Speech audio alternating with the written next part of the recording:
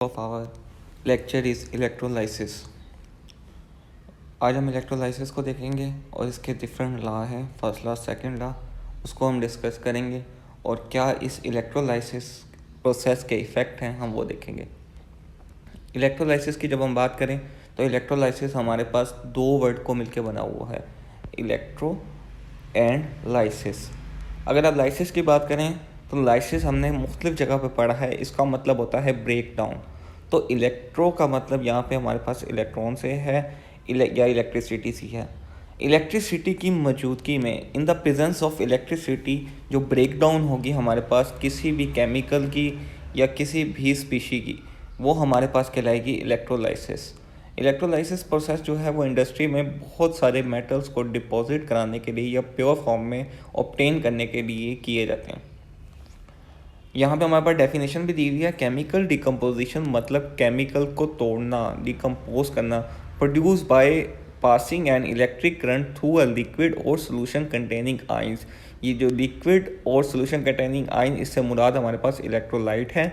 हम इलेक्ट्रोलाइट में से इलेक्ट्रिसिटी को पास आउट करेंगे और उस इलेक्ट्रोलाइट के अंदर मौजूद सब्सटेंस को ब्रेक डाउन करेंगे इलेक्ट्रोलाइसिस प्रोसेस में। अब जैसे मैंने बात की है कि हमारे पास इलेक्ट्रोलाइसिस जो है इसके अंदर डिफरेंट लॉ आते हैं, तो हमारे पास अब हम लॉ को देखेंगे। हमारे पास सबसे पहले फ्राडे जो है इसका लॉ है, फ्राडे लॉ ऑफ इलेक्ट्रोलाइसिस। इसके दो लॉ हैं हमारे पास, first law and second law. First law को अगर हम देखें तो ये हमारे पास सिंपल सा लॉ है। ये हमारे पास ये कहता है the quantity of element separated, अगर आप ये देखेंगे, the quantity of element separated by passing an electric current, यानी यहाँ पे हमारे पास सिंपल सा ये लॉ है। ये हमें ये बताता है कि हम जिस क्वांटिटी में इलेक्ट्रिसिटी को पास आउट करेंगे उतना ही हमारे पास जो सब्सटेंस होगा वो इलेक्ट्रोड पे डिपॉजिट होगा, यानी डायरेक्टली प्रोपोर्शनल है इलेक्ट्रिसिटी के सब्सटेंस जो डिपॉजिट, मास ऑफ सब्सटेंस जो डिपॉजिट हो, या अगर हमारे पास मेटल नहीं है, कोई गैस है, वो इलेबोरेट हो उसके अंदर से, हमारे सोल्यूशन के अंदर से, वो डायरेक्टली प्रोपोर्शनल है क्वांटिटी ऑफ इलेक्ट्रिसिटी के। सपोज हम बात करते हैं, अगर हम 1 इलेक्ट्रॉन वोल्ट जो है इलेक्ट्रिसिटी सप्लाई कर रहे हैं किसी को, तो उसके नतीजे में या उसके रिज़ल्ट में हमारे पास जो आयंस डिपॉजिट होंगे या जो गैस इलेबोरेट होंगे उसके अंदर से, वो उसकी क्वांटिटी जब हम 2 इलेक्ट्रॉन वोल्ट प्रोवाइड करेंगे इलेक्ट्रिसिटी, उससे कम होगी। जितनी ज़्यादा हम इलेक्ट्रिसिटी प्रोवाइड करेंगे उतना ज़्यादा आयंस या मेटल जो हैं वो डिपॉजिट होंगे हमारे पास इलेक्ट्रोड पे, या उतनी ज़्यादा गैस जो है वो इलेबोरेट होगी हमारे पास उस सोल्यूशन में से। यहाँ पे हमारे पास रिलेशनशिप दिया हुआ उसका, m यहाँ पे हमारे पास मैस को रिप्रेजेंट कर रहा है, k कांस्टेंट है, q जो है वो क्वांटिटी ऑफ चार्ज है।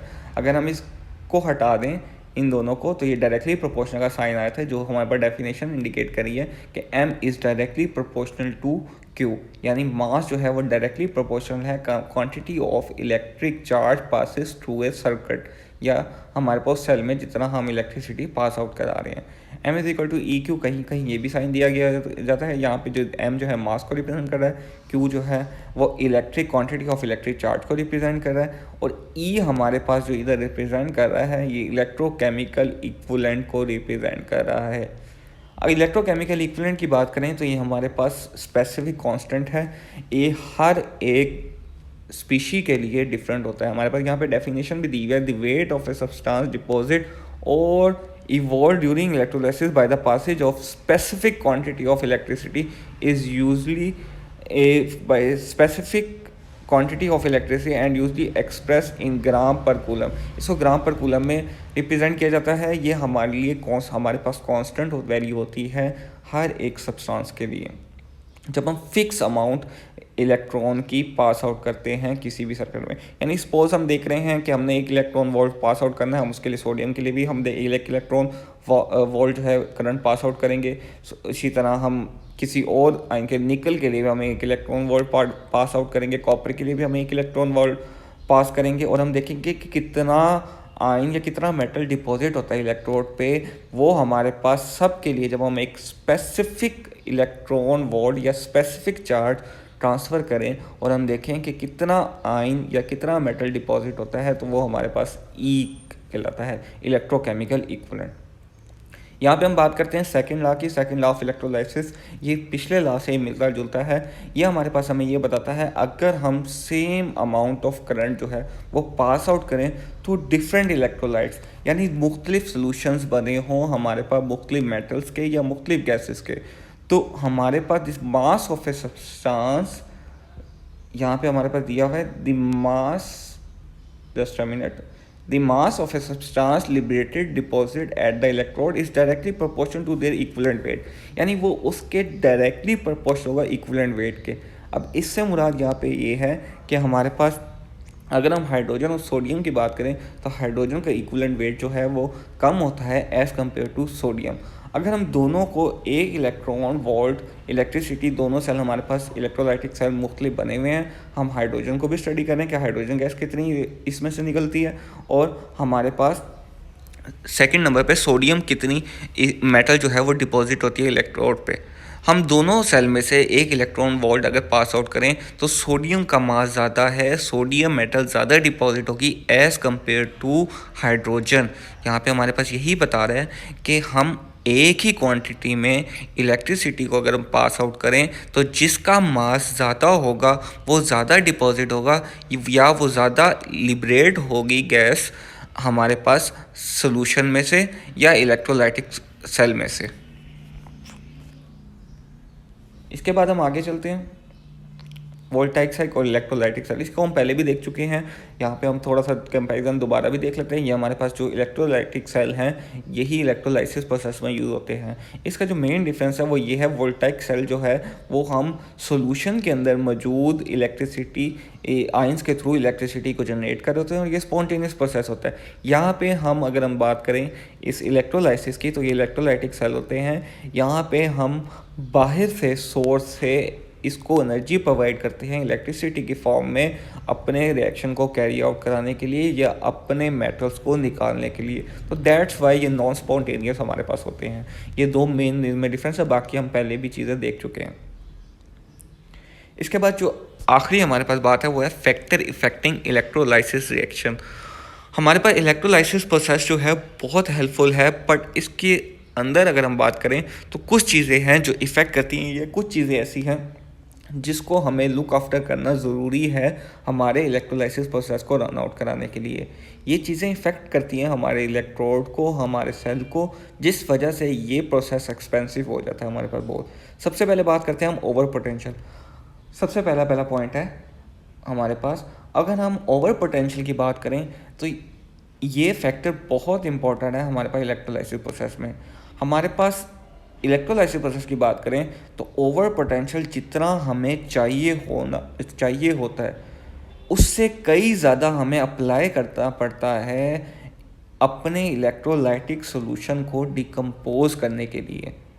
ये हमारे पास का ड्रॉबैक है कि हमें इलेक्ट्रिसिटी ज़्यादा प्रोवाइड करनी पड़ती है, एफिशिएंसी हमारे पास कम होती है मेटल को निकालने की। तो इस वजह से इस प्रोसेस को काफ़ी हद तक लोग जो है वो इस प्रोसेस को यूज़ नहीं करते, डिफरेंट प्रोसेस को यूज़ करते हैं। बट ये प्रोसेस अगर हमारे पास इन चीज़ों को मिनिमाइज़ कर लिया जाए तो बहुत हेल्पफुल है। दूसरे नंबर पर हमारे पास बात आती है इलेक्ट्रोड की। जब हम किसी सेल की बात करते हैं तो हमने दूसरे पीछे सेल पढ़ेंगे, वोल्टाइक सेल को जब हमने देखा था तो उसमें हम देखते थे कि इलेक्ट्रोड जो है वो कंज्यूम होते थे जब हम रिएक्शन को किसी इलेक्ट्रोलाइटिक सोल्यूशन में इलेक्ट्रोड को रखते थे वो इलेक्ट्रोड जो है वो कंज्यूम होते थे। अब यहाँ पे हमारे पास यही मसला होता है कि जब हम ये अपना इलेक्ट्रोलाइसिस का प्रोसेस कराते हैं इलेक्ट्रोड कंज्यूम होना शुरू होते हैं इलेक्ट्रोलाइटिक सोल्यूशन में जब हम रखते हैं। जब इलेक्ट्रोड कंज्यूम होंगे तो हमें हर प्रोसेस के बाद इलेक्ट्रोड को चेंज करना पड़ेगा। तो इसलिए इसके लिए ज़रूरी है कि हम इलेक्ट्रोड ऐसे यूज़ करें इन प्रोसेस के लिए जो इनर्ट होते हैं, और इनर्ट इलेक्ट्रोड को यूज़ करना भी हमारे लिए काफ़ी एक्सपेंसिव प्रोसेस हो जाता है। द स्टेट ऑफ रिएक्टेंट आखिरी हमारे पास पॉइंट है। जब हम स्टेट ऑफ रिएक्टेंट की बात करते हैं तो स्टेट ऑफ रिएक्टेंट हमारे पास यहाँ पे बहुत मैटर करता है इलेक्ट्रोलाइसिस प्रोसेस में। सबसे पहले हमारे पास मोस्टली जो होना चाहिए हमारे पास वो सॉल्यूशन फॉर्म में होना चाहिए। अब जब हम ये प्रोसेस को कैरी आउट करा रहे होते हैं तो हम अपनी नीड के मुताबिक सेल को डिज़ाइन करते हैं। अब उसमें हमारे पास यहाँ पे मुख्तलिफ फैक्टर्स आ जाते हैं जिनको हमें देखना पड़ता है, जिन चीज़ों को हम वोल्टाइक सेल में नहीं देखते। अब वो कौन कौन से प्रोसेस हैं, वो कौन कौन सी चीज़ें हैं जिनको हमें देखना पड़ता है। सबसे पहले मेनली जो है हम पीएच को देखते हैं। अगर पीएच हमारे पास कंट्रोल नहीं है, पीएच चेंज हो रही है, तो हमारे सेल को वो डिस्ट्रॉय कर सकती है, हमारे इलेक्ट्रोड को इफेक्ट कर सकती है। जिस तरह हमने पहले देखा इलेक्ट्रोड वाले प्रोसेस में कि हमारे पास हम इलेक्ट्रोड को इनर्ट रखेंगे। अगर हम इलेक्ट्रोड को इनर्ट नहीं रखते तो हमें सोल्यूशन ऐसा यूज़ करना पड़ता है जो उस इलेक्ट्रोड को कंज्यूम ना करे ड्यूरिंग अ रिएक्शन, या ड्यूरिंग हमारे पास प्रोसेस जो है उस इलेक्ट्रोड को कंज्यूम ना करें। इलेक्ट्रोलाइसिस प्रोसेस हमारे पास बहुत हेल्पफुल है अगर इन 3 मेनली चीज़ों को हम किसी ना किसी तरीके से निगलेक्ट करते हैं, या किसी ना किसी तरीके से इन 3 चीज़ों को कम से कम कर दे। मेनली रिसर्चेज इन्हीं 3 चीज़ों के बेस पे हो रही है कि हम इन 3 चीज़ों को मिनिमाइज़ करें। दोबारा से मैं बता दूं, सबसे पहले ओवर पोटेंशियल, कि हमारे पास इलेक्ट्रोड का जो इलेक्ट्रोड का जो पोटेंशियल होता है, हमें उससे ज़्यादा पोटेंशियल उसे अप्लाई करना पड़ता है हमारे पास रिवर्स डायरेक्शन में अपने प्रोसेस को कैरी आउट कराने के लिए।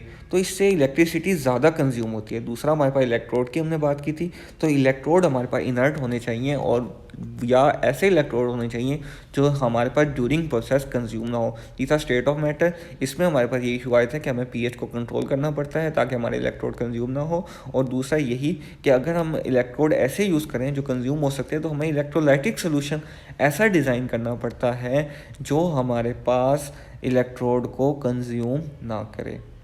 ये हमारा आज का लेक्चर था। Thank you.